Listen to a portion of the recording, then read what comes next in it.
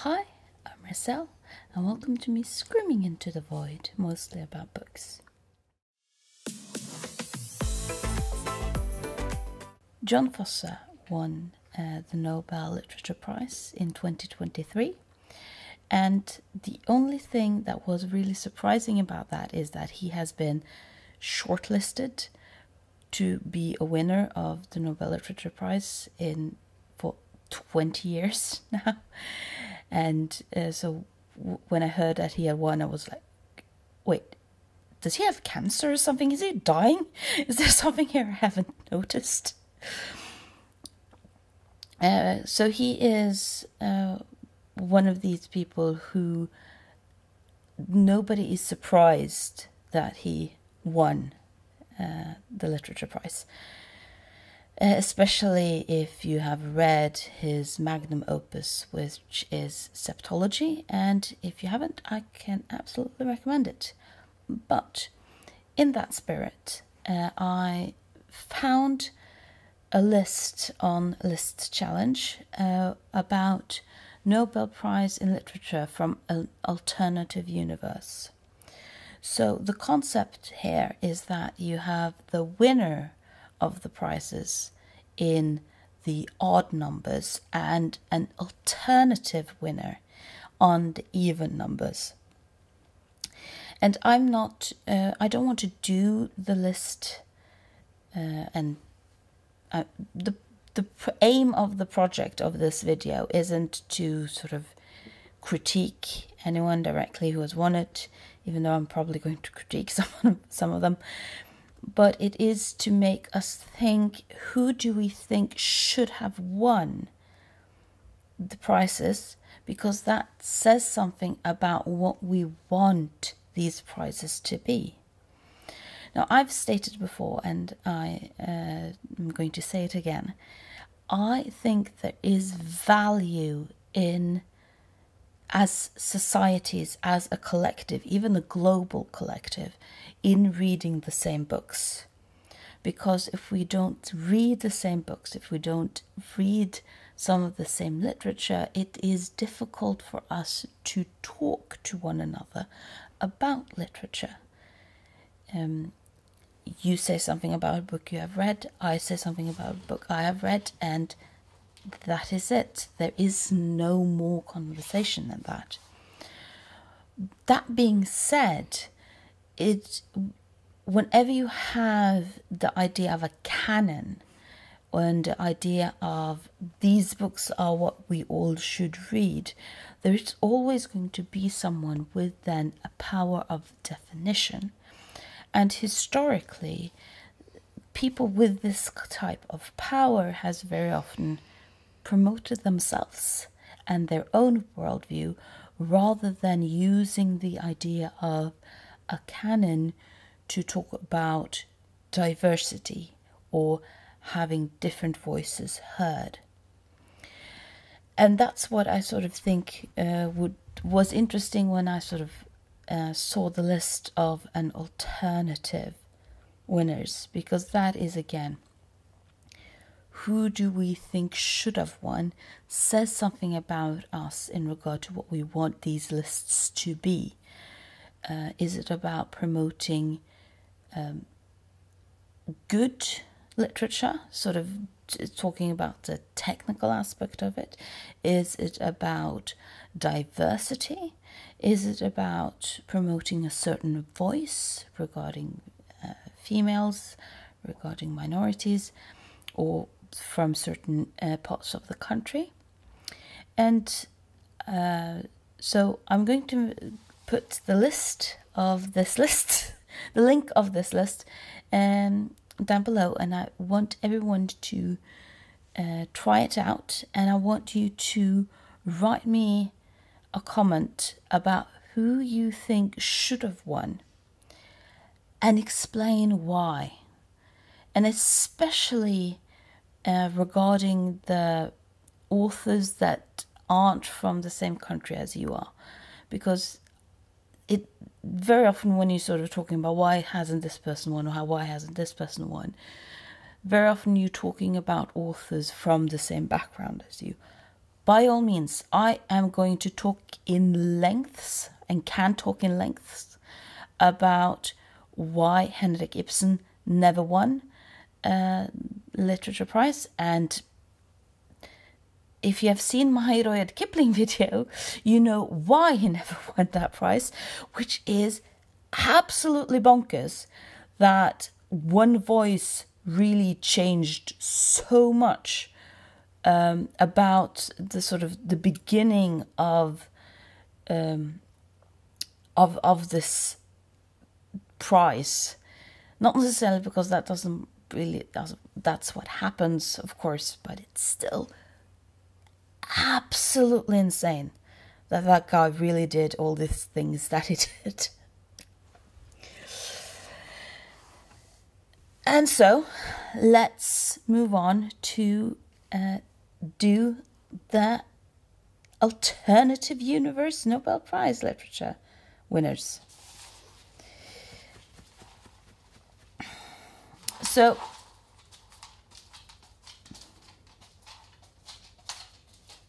my dog is now going into the hall to pout because I'm filming instead of petting her.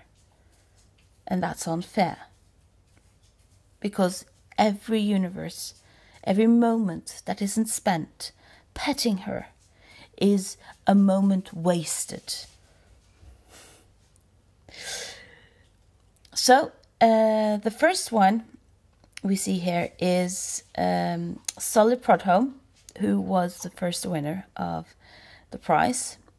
And they've picked one book from it, and that The Vain Tenderness is one they picked, and that is the only English translated book I have found by Sully Prudhomme, even if I haven't read it.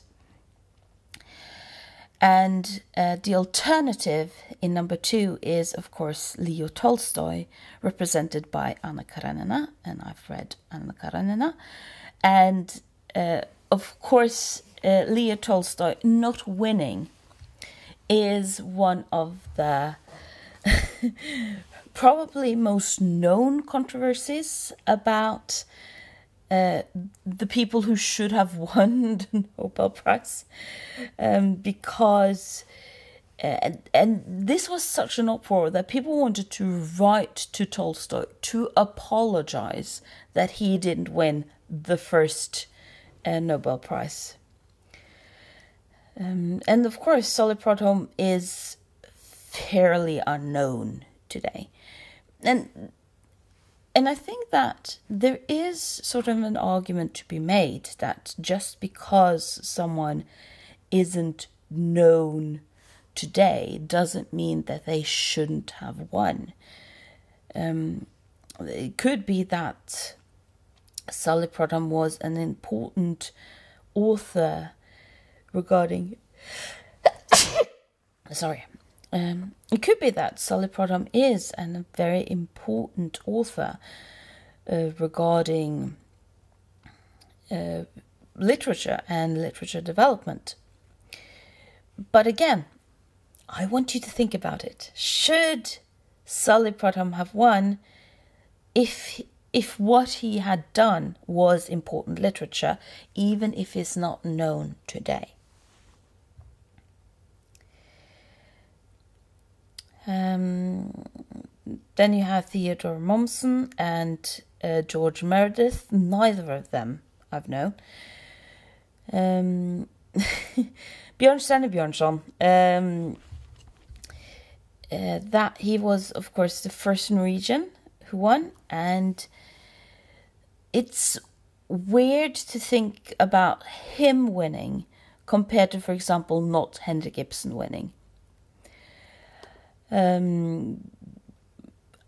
mean, he's fine, but people know him mostly as an author, despite the fact that him as someone who was politically active, especially regarding culture as something that should have status in Norway, is a more important part of his legacy, even though nobody knows about that part of his legacy.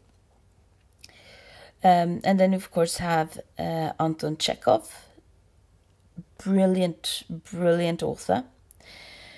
And here's something that you sort of see, that instead of Frédéric Mistral, you have Jules Verne, who should have won.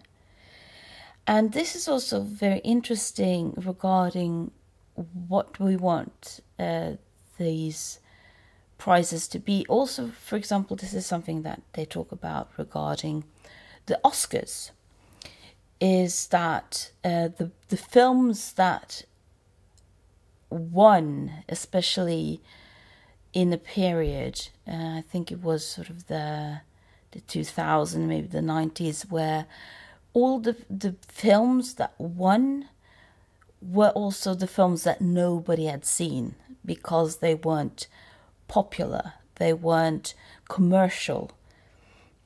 And that became sort of a problem with discussion, sort of what is art for, regarding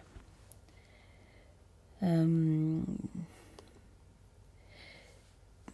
sort of, is art supposed to challenge you and thereby being less popular? Because everything that challenges you will always be less popular. There is a sort of higher dimension of doing things. Or should Jules Verne's twice, huh? Or should we sort of say that what is popular, what is entertaining, what is actually reaching people is in and of itself something that has value. This is this was a bit weird. I see that here that I've read Mark Twain but not Huckleberry Finn, but Rudyard Kipling is number 15 because of course he won. That's a story. But they picked Rudyard Kipling as the alternative. I thought the idea was that they were supposed to. I think they might have messed up here, because I'm sort of no, it's not. Okay. So instead of Rudyard Kipling, should Rudyard Kipling have won? I don't think Rudyard Kipling should have won at all. Even if I think it's amazing that a children's author was rewarded with the prize, because children's literature is very often looked at as undeserving. But up here, okay. And then you sort of have, instead of Lagerlöf, you have Strindberg. And that's also sort of interesting regarding if someone should have won, then what else should be taken out? But going back to what I was talking about in regard to what are we rewarding with these prizes and with sort of creating the canons here, what do we want to communicate? What do we want to reward? What do we want to say has importance? And something being popular and something being good isn't necessarily the same thing. When I'm saying good, I mean from a crafts perspective. And there is, of course, so many discussions here. I'm seeing I'm checking off a lot more of the should have won titles than actually won. But again, that's sort of that is an aspect of it. You probably would have read more by the sort of alternative popular authors. That's what you are sort of asking yourself.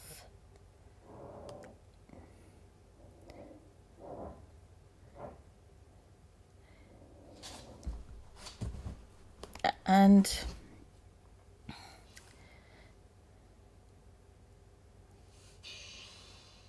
again, Yeats with Yeats. And you can also say sort of, I agree that someone won a prize, but then who would you then take out? Just wondering if, because I've read some Grecia Delata. Is that the one I've read by? Yeah, I think that's the one I read by her. What I'm also saying is that, and of course that this is also an aspect of it, is if sort of who are we talking about who should be replacing these authors?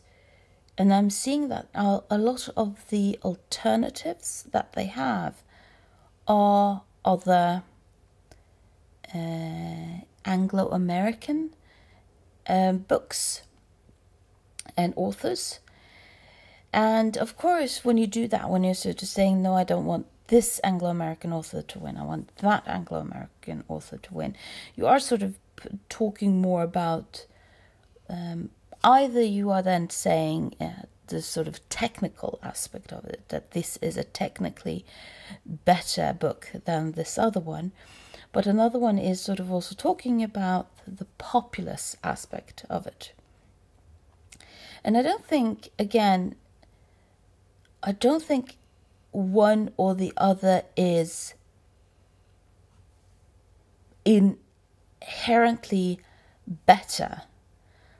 I think that's a very important thing, that when we're talking about these lists, when we're talking about the canons and everything like that, there is no inherent importance in some of them. It's more about what do we want? It's choices. It's choices about what we want, what we think are important, and then being able to argue for those choices. And one thing I know was a project or a sort of a goal for the people talking about who created this alternative list was that they wanted to highlight genre fiction, for example. And genre fiction is very popular, and also I don't really know how to put it into words, but it's about genre fiction can still be technically good fiction. Genre fiction can still be technically important and life-altering, but genre fiction has also a very low reputation.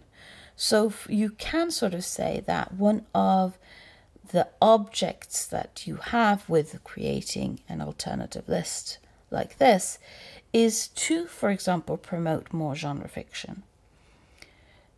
For example, promoting that Jules Verne should have won because he's such an important author and a very good author, even if it's more genre fiction. So again, it's just about choices, and I'm really interested to sort of hear what did you think? What did you I'm just thinking if I've read On the Road. No, I didn't read On the Road. I read one of its other ones. What do you think about it? And trying to sort of reflect, again, for example, Agatha Christie. Should she have won? And not necessarily instead of Agnon, who I've never heard of that, but Agatha Christie is a genre author.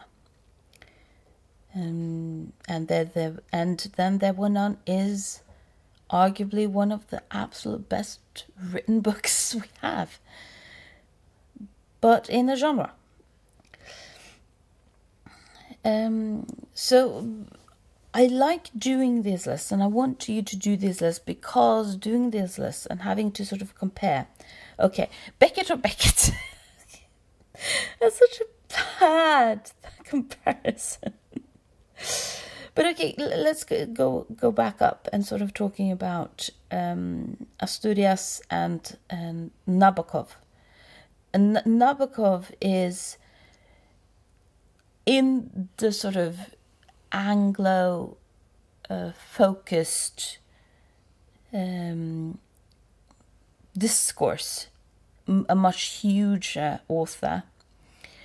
But while Asturias is sort of one of very main staples of Latin America, and is it more important to talk about Asturias because he is sort of such a staple of Latin America and South American literature? Is that sort of something that has value in and of itself? I personally, I've read Asturias. I actually read The President and loved him because he's such a brilliant surrealist. But I also know that so many people hate reading him because he is a surrealist, and surrealism is a genre that people find difficult to read because it's different to what a lot of people are used to.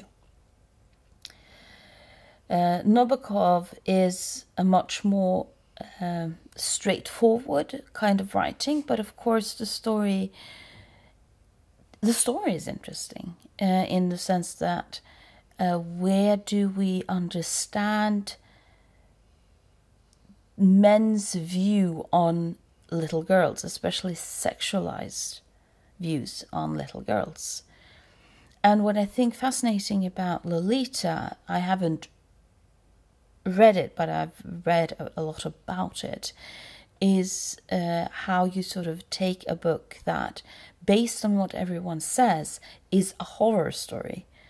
And Vladimir Nabokov is, by all means, based on what I've heard, talking about that it's wrong to even imagine that young girls can be interested in you sexually. And based on all the film adaptations, they are sort of taking this subversion of a love story that Nabokov is presenting and turning it straight and playing it straight and making this horror story to a love story.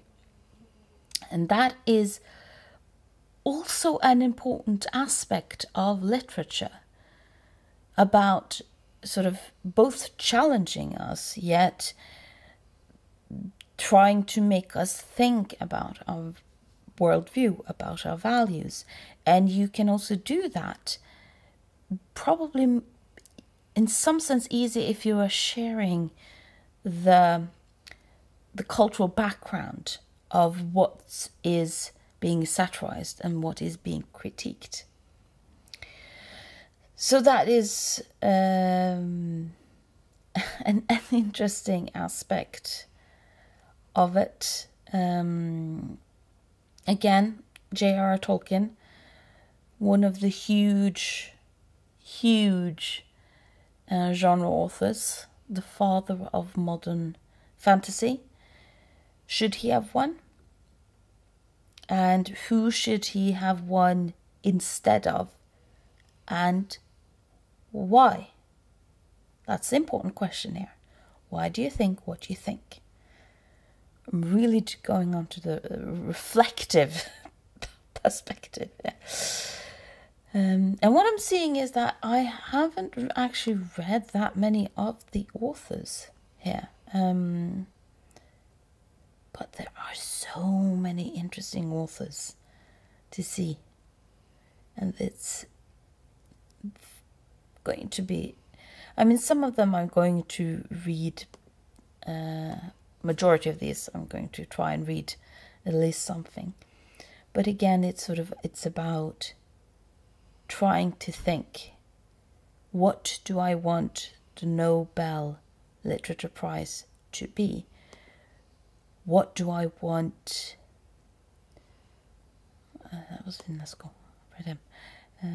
What do I want these prizes to be? And I think that I wish I was going to give you an answer on this is the right thing. Because I don't know the right thing. And no, I haven't read that one yet. And I like the idea that the Literature Prize should say something about good literature. I don't think that just because something is popular, that doesn't mean it's necessarily good. But I also think that what we define as good is something that we should challenge ourselves regarding. I'm a bit unsure here because I know this list is from 2009. I know that Mario Vargas Llosa has won, but again, I don't know if he won after 2009. But I think that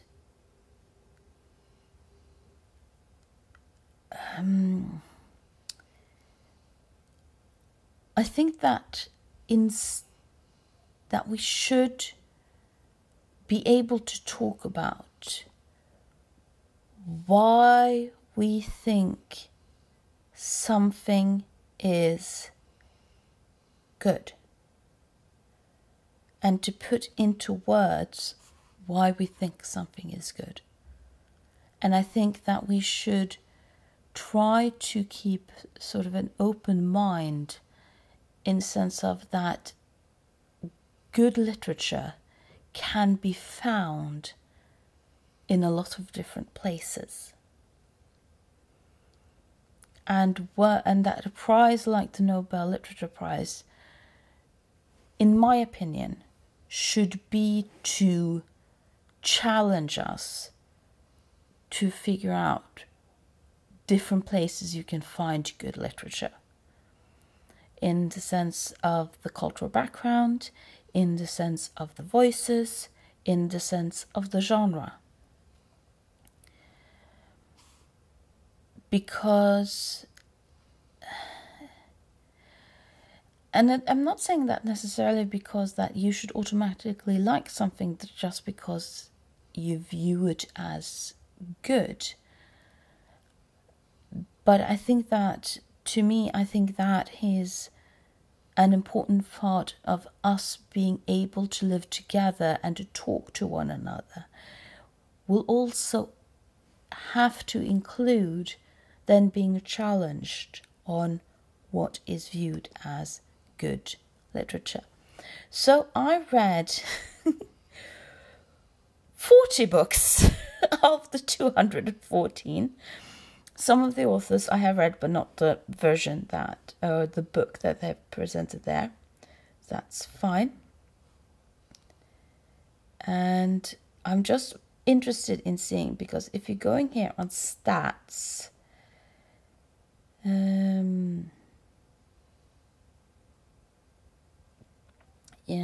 you can actually view which book has been most read and the least read.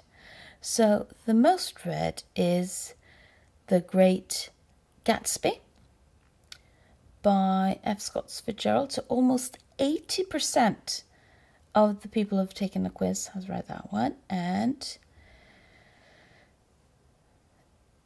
if we're going way down, you have several that sort of one or two people read, but here, but what's not been so well read. But that's the list of the alternative winners. Please let me know if you agree with parts of this list, if you have someone else in mind on that list, and most of all, why. Thank you for listening to me screaming into the void.